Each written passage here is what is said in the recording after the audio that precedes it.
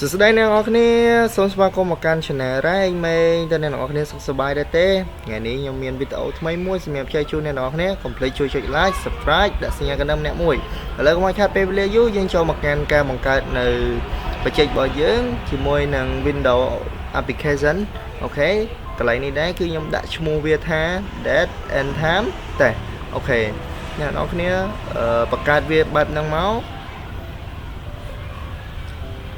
ហើយយើងអាចជ្រើសរើស folder ដាក់មកដុំទៅដើម្បីឲ្យយើងងាយស្រួលមើលបន្ថែមអញ្ចឹងនៅពេលដែលណាថ្ងៃណាយើងចង់បើកមើលអញ្ចឹងណាអូខេយើង select folder ហ្នឹងមកបន្ទាប់មកយើងដាក់ create អូខេនៅពេលនោះយើងរងចាំបន្តិចយេយើងនឹងទទួលបាននៅ form មួយសម្រាប់បង្កើត date ហើយនឹង time យើងចូលទៅកាន់ tick box ហើយយើង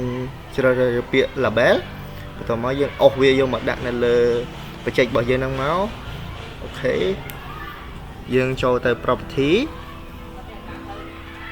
នៅកន្លែងនេះដែរវារីកធំបន្តិចអញ្ចឹងខ្ញុំអាចធ្វើវាឲ្យទូចបន្តិចមកបាទទាញវាមកទូចដើម្បីឲ្យស្រួលមើលទាំងអស់គ្នានៅកន្លែងនេះដែរគឺខ្ញុំដូរឈ្មោះ label ហ្នឹងដូរទៅដាក់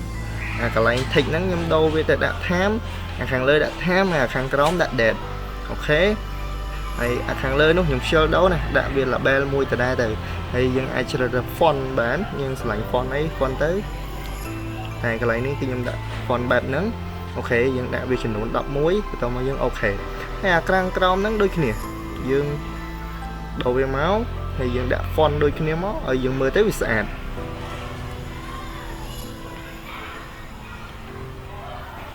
អូខេដាក់11ដូចគ្នា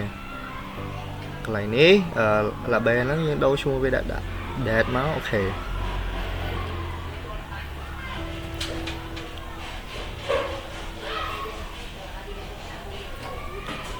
ខ្ញុំទាញវាឲ្យស្មើ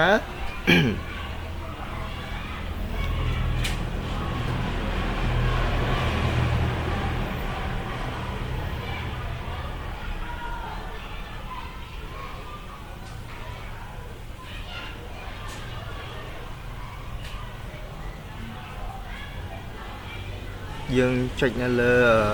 form ហ្នឹងមកដើម្បីទទួលបាននៅ form lot មួយបាទអូខេយើងអាចសរសេរកូដបានយើងចង់សរសេរបែបម៉ានក៏បានដែរ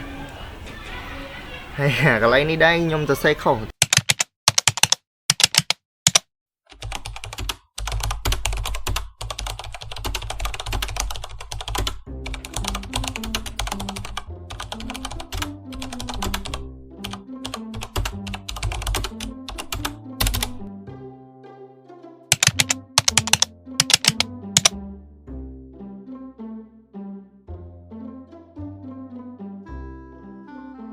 អូគេមិនសេចឹងទេ